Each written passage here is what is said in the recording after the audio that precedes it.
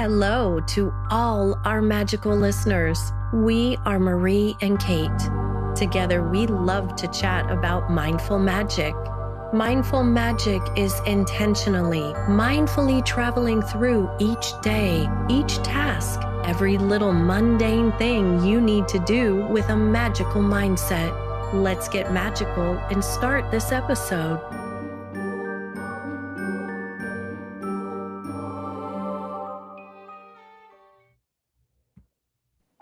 Hello, everybody. Hello. Welcome back. Kate, can you go ahead and introduce us? Yeah, we are Marie and Kate. We are Mindful Magic, and we're so excited about today's episode. This topic has been at the top of our list, I think, Marie, since we even thought, like, let's do a podcast. This has always been at the top. So it's exciting. Absolutely. It's really exciting. And um, so we really want to thank you guys for sticking with us. You know, we started this podcast with just amazing creativity and ideas, and it just keeps evolving. And you know, being on opposite time zones, we couldn't be kind of further away. So coordinating, right, Kate, trying to get our scheduling down has been a bit challenging. It's like morning for me when it's dinner time for her. We make it You know, work. we do, we absolutely do because it's meant to work. And you know, we've had audio issues and technical issues, and we're both manifesting a beautiful recording space, and we know it's coming. So we promise the podcast overall will be so much easier to listen to. So thank you for supporting us throughout the years. Yes. And yeah, today we are diving into one of the most fascinating spiritual figures of the 20th century, a man who has been called a mystic, a healer, a prophet, a psychic, a visionary, and by many people simply the sleeping prophet. Yes. Today we are talking about Edgar Cayce. And now, before we begin, we want to be very clear about something. Today's episode explores Edgar Cayce's life, his documented history, and spiritual teachings. Now, some of his claims and readings remain controversial and cannot be scientifically verified. So, our goal isn't to convince anyone of anything. We're simply exploring one of the most influential figures in modern metaphysical history. Exactly. And whether you're deeply spiritual, curious about intuition, or just fascinated by unusual historical figures, Edgar Cayce's story is remarkable. Edgar Cayce was born on March 18th, 1877, near Hopkinsville, Kentucky. He grew up in a deeply religious Christian family and remained devoted to Christianity throughout his life. And this surprises many people because today he's often associated with concepts like reincarnation, karma, ancient civilizations, and psychic readings. Yeah, which sounds about as far from traditional Christianity as you can get. Right? But Casey himself never considered his work separate from his faith.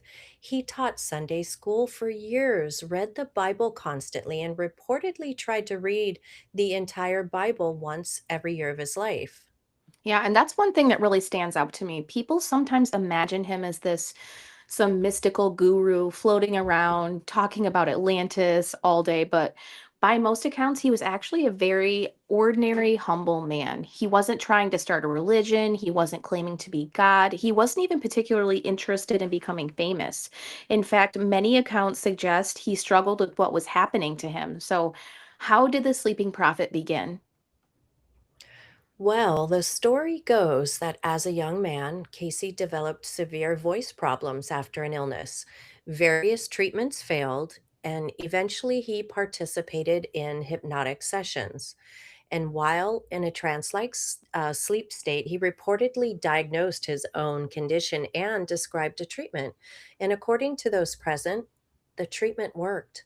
Soon, people began asking him to enter these trance states to help diagnose all other illnesses for people. Yeah, and this is where things become extraordinary. Casey would lie down, close his eyes, appear to fall asleep, and then begin speaking. Sometimes he would describe medical conditions of people who weren't even present. Wow. Just wow. And thousands of these sessions were transcribed by stenographers. By the end of his life, there were more than 14,000 recorded readings. Some focused on health and healing, others explored dreams, spirituality, meditation, reincarnation, ancient civilizations, wow, those all rhymed, um, life purpose, and what he called the evolution of the soul. But before we go any further, we should probably explain how these readings actually worked because this is part of what really blows people's minds. It really does. When someone requested a reading, Casey would lie down on a couch, loosen his tie, fold his hands across his chest, close his eyes, and entered what appeared to be a sleep like trance state. Yeah, which is exactly how he earned the nickname the Sleeping Prophet.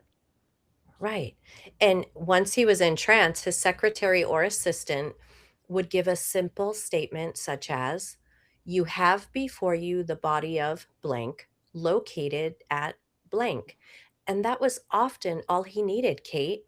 Yeah, and the person didn't even have to be in the room, which blows my mind. And that gave me confidence over the years with my own distance readings because basically all of them are.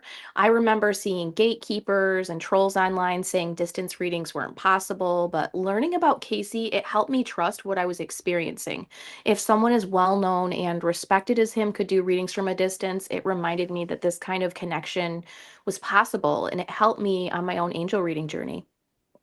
I love that. Same here. Distance is nothing when you're tuning in. Many of his readings were done for for people that were hundreds or even thousands of miles away. Casey, he claimed that once he entered this altered state, he could somehow tune into the person and access information about their physical condition, emotional state, and sometimes even what he believed were past life influences. Yeah, and remember this was long before Zoom, FaceTime, email, Google Maps, or social media. Right. Exactly. People would write letters requesting help, often providing only a name and location. And then while in trance, Casey would begin speaking as though he was examining the person directly. Yeah, his secretary would write every word down, which is why we still have thousands of readings today. Oh, thank goodness. And one of his most famous examples involved a little girl named, I think it's Ame or Amy Dietrich. Yeah, I think it's Amy.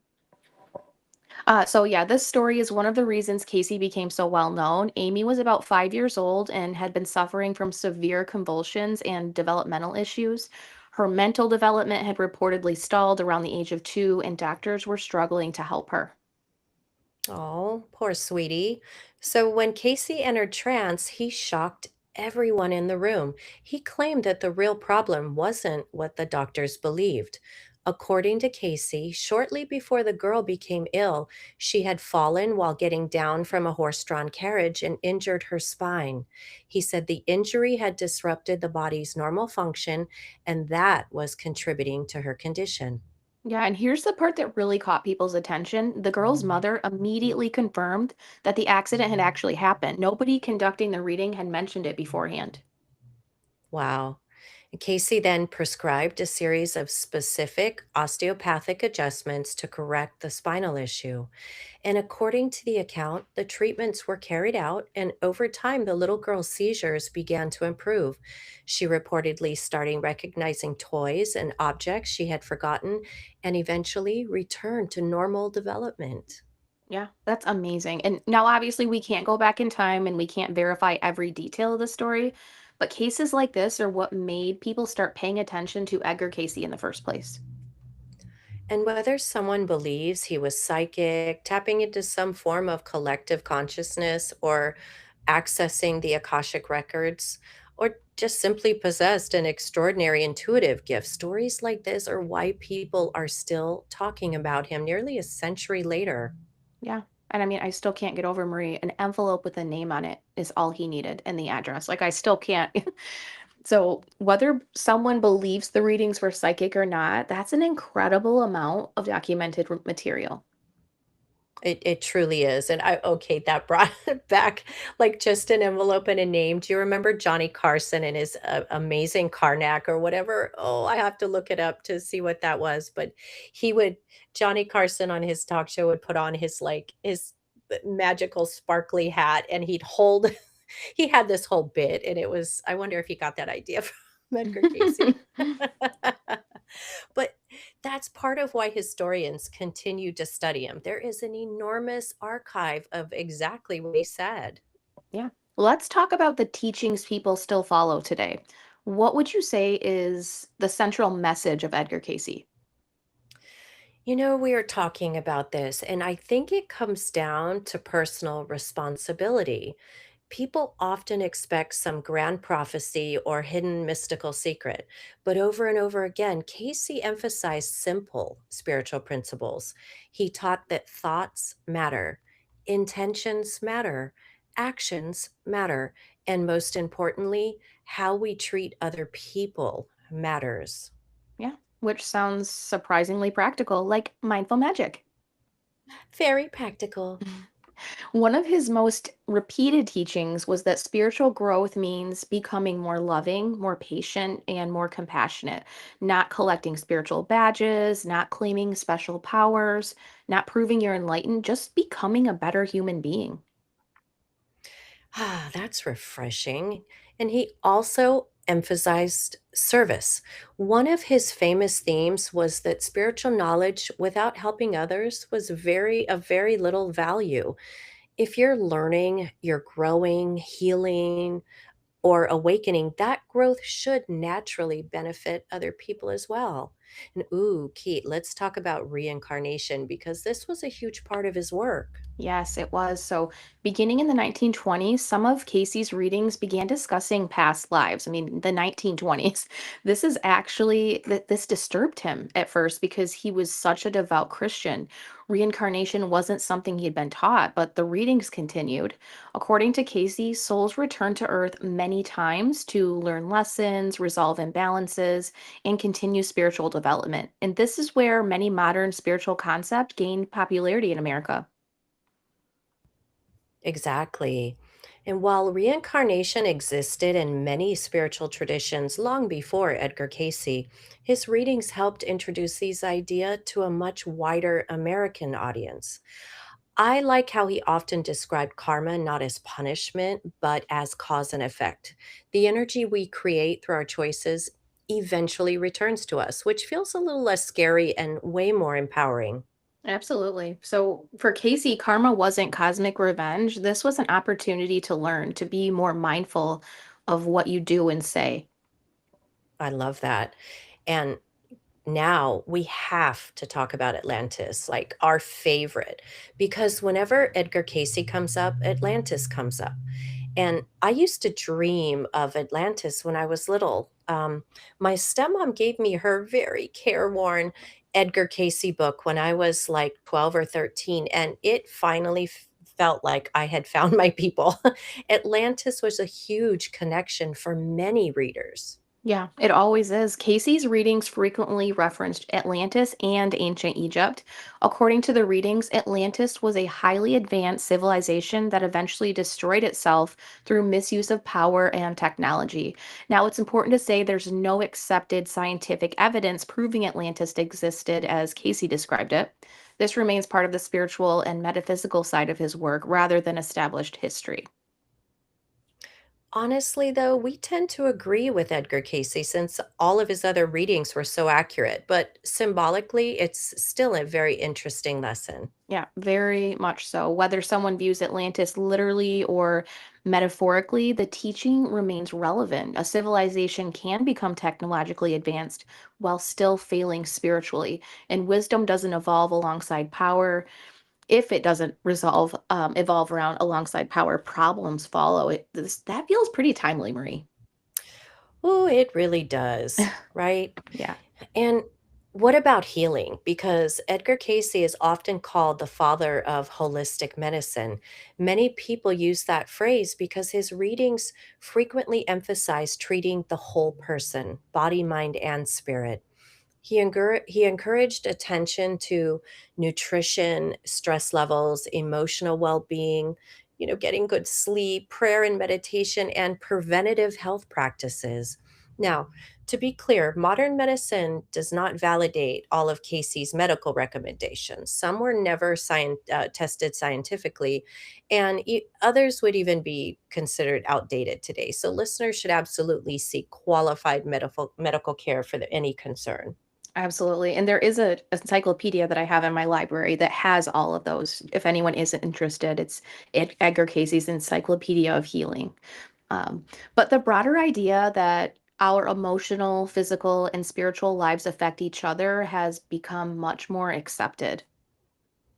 Exactly, and that holistic perspective was one of the most enduring aspects of his work. So, what do you think is the biggest lesson people can take from Edgar Cayce today? For me, and I think for all of us, Edgar Cayce's greatest lesson was the reminder that we're never truly alone. Whether you call it God, goddess, source, your angels, guides, teachers, ancestors, or simply a creative force greater than ourselves, Casey's work reinforced something that I've felt since I was very young, that there is help, support, and wisdom available to us all beyond the veil. His teachings on reincarnation were especially pivotal for me. Learning about his readings at an early age gave language to questions I was already asking and helped shape my own spiritual path. The idea that the soul continues learning across many lifetimes absolutely changed the way I looked at challenges, relationships, and personal growth. And I think what I appreciate most is that Edgar Cayce never suggested that we hand our power over to anyone else. He encouraged people to seek their own connection to the divine, to trust their intuition, and to remember that we're part of something much larger than ourselves. And for me, that's the legacy that still matters today, the reminder that we're connected, we're supported, and that our journey doesn't begin and end with one single lifetime. Yeah, Marie, I love that. I agree. It kind of set me free when I learned about reincarnation and I wasn't going to hell. um, it's Right. it is vitally important though to remember we're all still learning. Exactly. And one of Casey's most famous ideas was that the soul is continually growing. Nobody arrives with all the answers. Right. We're all students at every level still. So stop judging, gang. Okay, I'm totally saying that to myself. Kate, judgy Judgerson over here. It's only because I can't handle stupidity and inconsiderate people. Oh my God. Okay, I'm still a student. I am learning and I accept that. Me too, sister. And it's a great reminder to Wusa. We listen and we don't judge. Edgar Cayce, he passed away on January 3rd, 1945, but his work continues through the Association for Research and Enlightenment, often called ARE, which he helped establish in Virginia Beach, Virginia. His readings continue to be studied by people interested in spirituality, healing, dreams, consciousness, and personal growth. So, whether you see him as a mystic, a visionary, spiritual leader, or simply a fascinating historical figure, his influence on modern spirituality is undeniable. Yeah, and perhaps his greatest message was one that transcends belief systems entirely. That how we treat one another matters, that growth is a lifelong journey, and every soul has the capacity to become a little more loving than yesterday. Every day is a new day, a gift. It is a gift, and we can all use that reminder. Right? Okay, magic makers, we are going to pivot to Kitchen Witch Corner before we dive into yet another segment of Turning the Card, where we go over one card from the Rider Waite deck each episode. So stay tuned, and by the end of the deck, you magic makers will be tarot experts.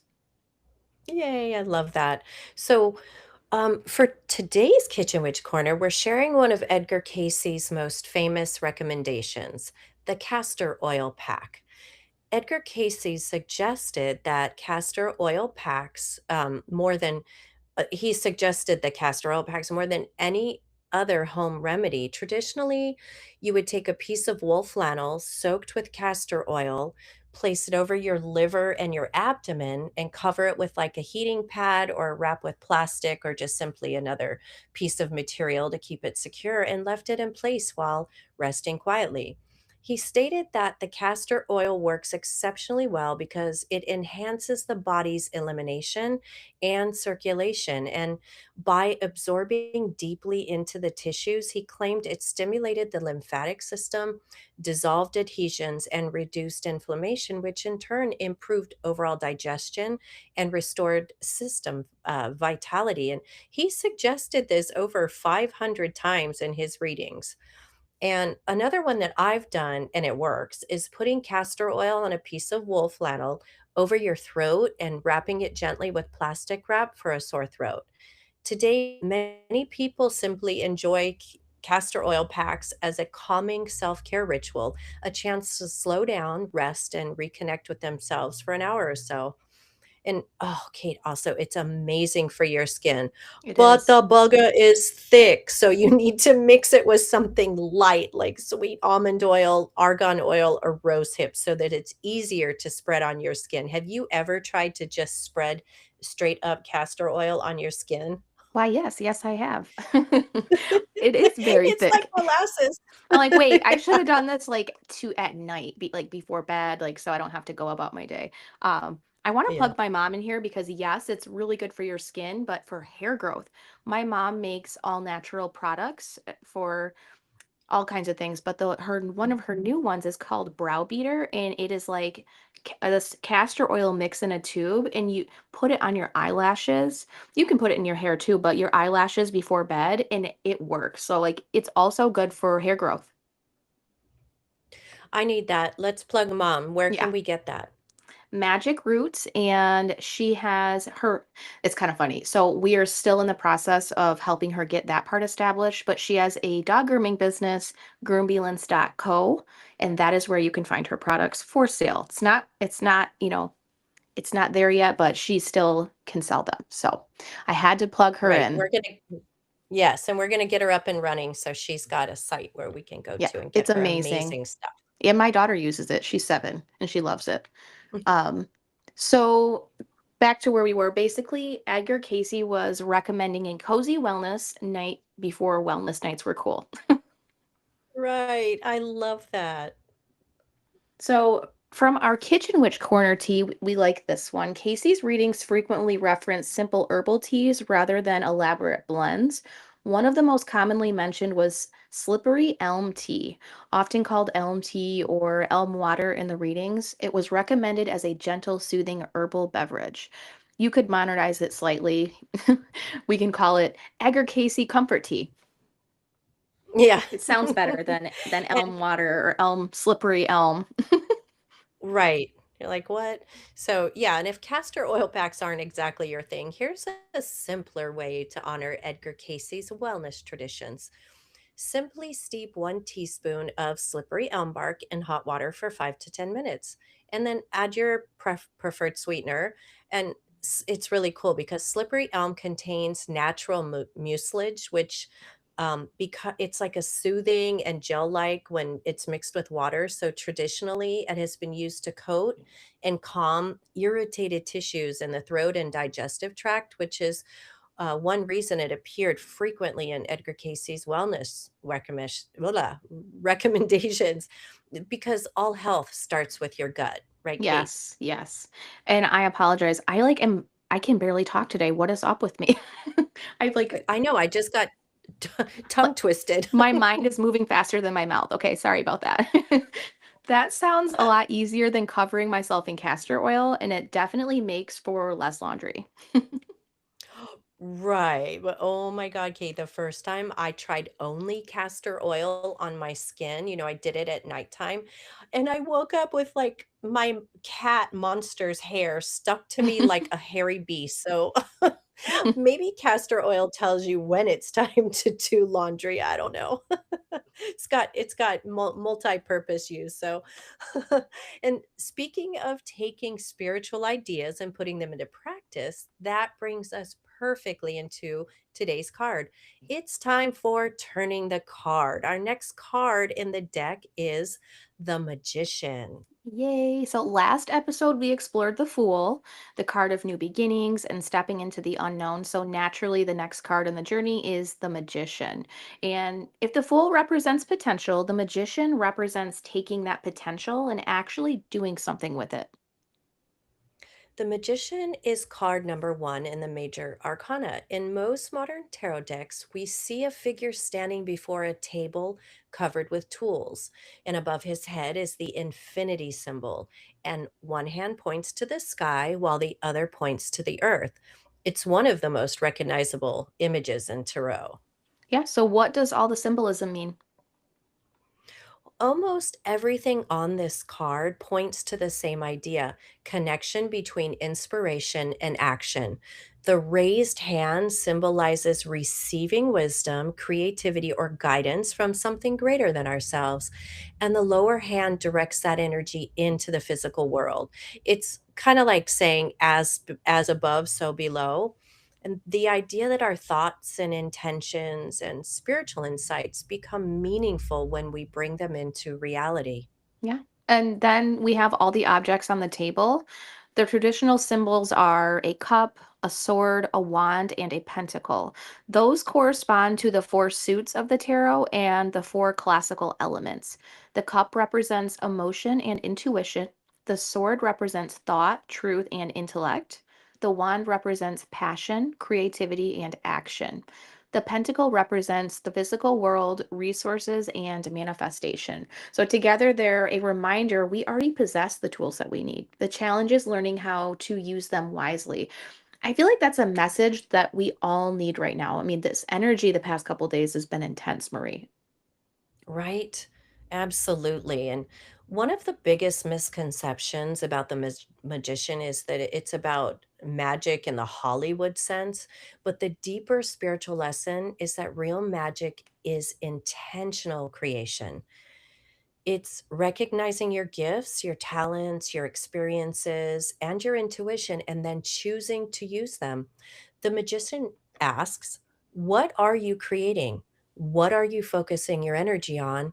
And are your actions aligned with your intentions? Yeah. So this card is not a wish card. This is not about wishing for something. Right, not at all. The magician says that inspiration is important, but action is what transforms possibility into reality. It's the difference between dreaming about writing a book and actually sitting down to write the first page. The difference between wanting change and taking the first step toward it. Spiritually, the magician is often associated with personal power, conscious creation, I love that, confidence, and alignment. It's a reminder that we are co creators in our lives, not controllers of everything, not masters of the universe, but active participants in shaping our experiences. When this card appears, it often asks us to trust ourselves more than we have been, to stop waiting for permission, and to recognize that we may already have everything we need to begin. Right. So the fool asks, it says to take the lead, the fool card. The magician, I feel like this is your go do it card. The magician asks us Mm, what we're going to do once we land. Like, I feel like if I were to pull that card and I had just had a business idea or something, that would be, yes, go do that. The fool says begin, the magician says create. I love that. That would be the perfect card, right? Like, Hmm. okay, now's your time to do it. And speaking of creating, let's create a collective reading, Kate. If you wouldn't mind sharing, did you pull some cards for today? I usually do them specifically for each episode, but today's message of the day on my Kate Whitney page, I'm gonna share that because it is for this as well. So I'm gonna share the reading I shared earlier today, and you can actually see the card that I pulled on my page. It's already there. So do you want to add anything, Marie, before I jump into that? No, I'm excited. Let's So go. I am clairaudient, so I hear the most random things. I have been I don't even want to say it. I'm kind of embarrassed. But my angels, my spirit team, my family and our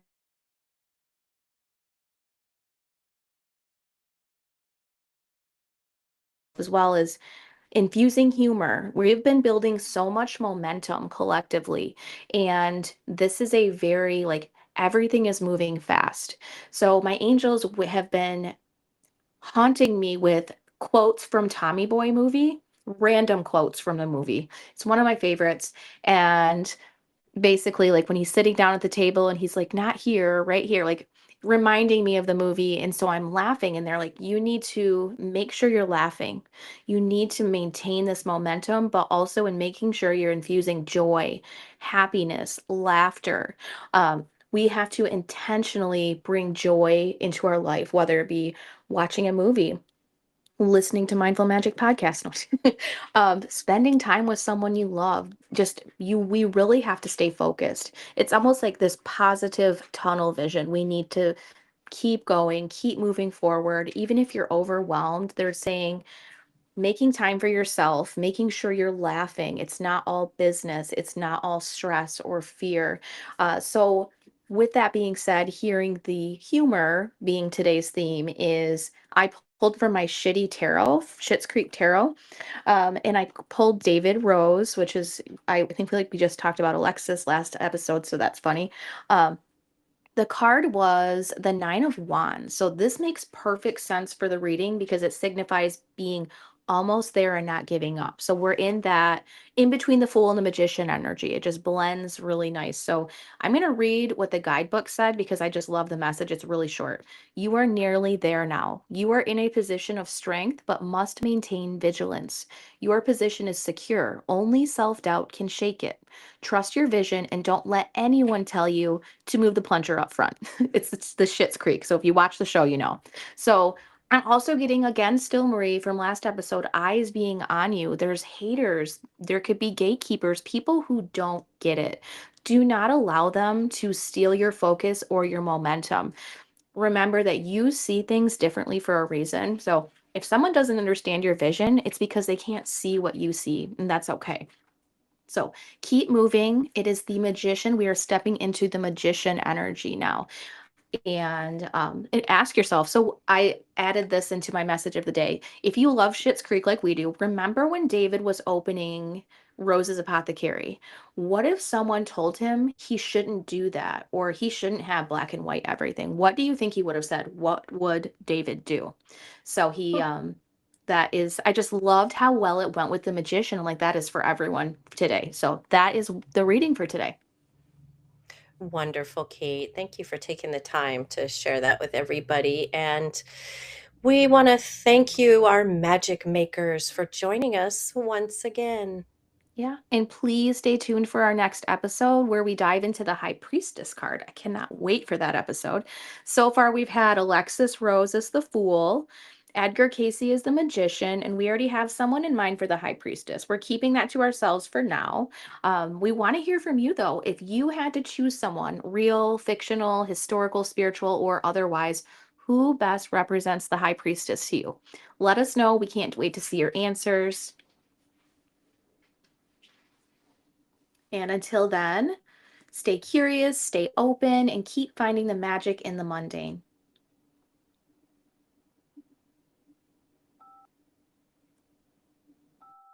If you have any questions or topics you would like to hear Marie and I discuss, please comment below, send us a message, or reach out to us on Instagram. We like to close each episode with a moment of mindfulness. Take a deep breath and think about what you're grateful for today. We're now going to bless everything that you're grateful for and let your higher self and guides know that you are open for even more blessings. We bid you farewell until we meet again. Merry meet, merry part, and merry meet again. We hope your day is filled with love, happiness, undeniable signs, and mindful magic. You can check out Marie's handmade candles, soaps, lotions, and more at kitchenwitchhawaii.com, and you can follow her on Instagram. You can book an angel reading with me, check out my books, and sign up for our angel magic community at katewhitneyofficial.com. And be sure to follow Mindful Magic on YouTube at Mindful Magic Channel. We are also on Facebook and Instagram.